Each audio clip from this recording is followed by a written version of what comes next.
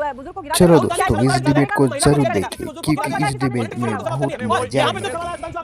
प्रदर्शन तो पहले भी होता रहा है। पिक्चर चालू करो बे। पक्ष की दूसरी पार्टियां हर बार प्रदर्शन करती रहती है, लेकिन इस बार जब बीजेपी ने प्रदर्शन किया तो इतना बड़ा कांड क्यों हो गया? ये बड़ी अच्छी बात कही आप। इतना बड़ा कांड क्यों हो गया? ये तो सुधांशु, प्रदर्शन तो पहले भी होता था, लेकिन पहले महुआ बाजी आपसे भी सवाल है। सुधांशु वीडियो सबूत दिखाओ। खड़गे जी को लगी, उसका वीडियो सबूत कहां है? सबसे बड़ी बात, खड़गे जी ने जाके एफआईआर नहीं किया था, इन लोगों ने जाके एफआईआर किया, क्योंकि उनको बीजेपी कह रही है कि लगी है कि नहीं लगी। अभी मजा आएगा। लगी क्यों नहीं? मतलब कोई जरूरी है कि मेरे भी पैर में आके लोग खड़े हो गए थे, तो मैंने भी नहीं किया, क्योंकि अफरा तफरी में उस भीड़ में मैं किस पर आरोप लगाऊं?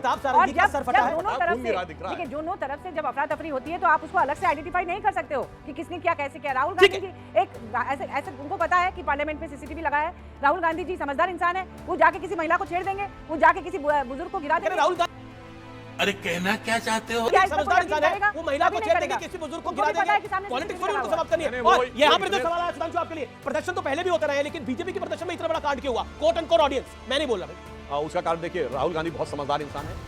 समझ रहे हो? तो उनके लिए मैं कह सकता हूं, समझ के समझाओ उसको जिसके की समझ है, और जो समझ के बिना समझे, समझो कि वो ना समझ है, उन्हें कोई समझा ही नहीं सकता। वो इतने समझदार इंसान है।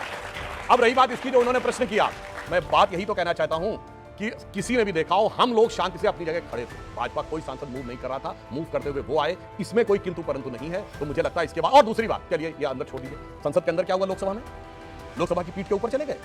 राज्यसभा में क्या हुआ था? 1.5 साल पहले माइक उखाड़े गए, किताब फेंकी गई, हरिवंश जी उपसभापति उन्होंने लिखा हिंसक हमला किया गया, टेबल पे खड़े होकर नृत्य किया गया।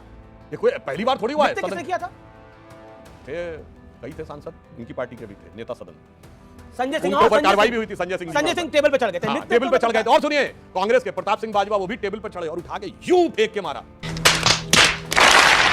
बताइए, तो संसद के अंदर किया था, क्योंकि इनका एक ही वो है। जानते क्यों हुआ बवाल? कांग्रेस और विपक्षी दलों का एक ही सिद्धांत है। पहली बात तो ये बात कह दूं, इंडी गठबंधन सदन के पटल पर अस्तित्व में नहीं है। जैसे हमारा एनडीए है, सारे एनडीए के सांसदों ने लिख के दे रखा है कि श्री नरेंद्र मोदी जी हमारे नेता हैं, और लोकसभा अध्यक्ष और राज्यसभा के चेयरमैन को भी। इनका कहीं कोई ठीक है, मैं अभी चेक कर लेता हूं। इसलिए इनका जानते क्या सिद्धांत है कि कोई सूरत बदलना मेरा मकसद नहीं है। मेरा मकसद सदन थे तब, और वो टेबल पे चढ़ गए। अब नृत्य वगैरह तो नहीं हुआ था, लेकिन वो टेबल पे चढ़ गए थे। गजब बेइज्जती है।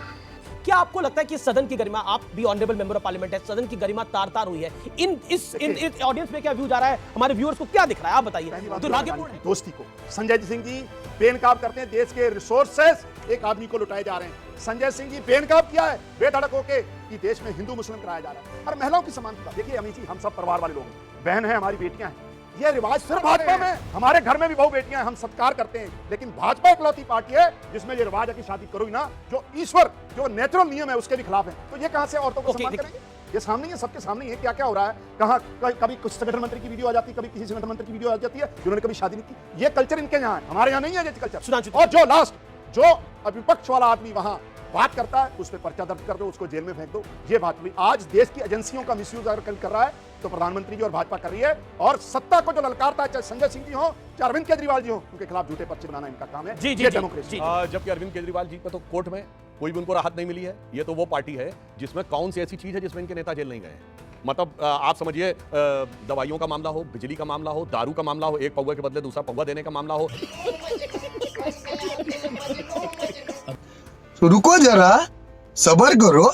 शिक्षा का मामला हो। और सुनिए, अभी एक वो गए जिसमें एक गैंगस्टर से बात कर रहे थे, फर्जी डिग्री में एक तोमर साहब जा चुके हैं, और इनके एक विधायक है जिनकी वाइफ ने आरोप लगाया था कि वो कुत्ते से कटवाते थे अपनी वाइफ को। मुझे भाई मारो मुझे, मारो मुझे। लगता है इतने प्रकार के इन पे आरोप लग चुके हैं। और इनकी संस्कृति क्या मजेदार है, जब से इनकी सरकार आई, हत्याओं का क्या सिलसिला शुरू हुआ है पंजाब में। सिद्धू मूसेवाला की हत्या से लेकर अभी सुखबीर सिंह बादल जी के ऊपर पवित्र स्वर्ण मंदिर के गेट के ऊपर गोली चल गई। और इतना ही नहीं, जो 80 के दशक में नहीं हुआ पंजाब में कि पुलिस ने के एक ऑफिस पे हमला करके भीड़ ने छुड़वा लिया। और मैं कहना चाहता हूं, वो पार्टी है जो कहती थी हम सिक्योरिटी नहीं लेंगे, हम बंगला नहीं लेंगे। आज भगवंत सिंह मान जी का जो लश्कर जर्रार है, वो कैप्टन अमरिंदर सिंह से 2 गुना बड़ा है। मैं ये नहीं कहता पंजाब के सीएम को सिक्योरिटी की जरूरत है, ये बचकानी और शातिराना बात थी केजरीवाल जी की, वो भी जब सिक्योरिटी लेकर चल रहे हैं आज की डेट में। मगर मैं पूछना चाहता हूं, अगर कैप्टन अमरिंदर सिंह से डबल काफिला लेकर चल रहे हैं तो खतरा बढ़ गया है या अंदर की परिस्थिति खराब? गरिमा तार-तार हुई कांग साहब। देखिए हाँ या ना नहीं, देखिए ऐसा हाँ या ना में नहीं होता कुछ।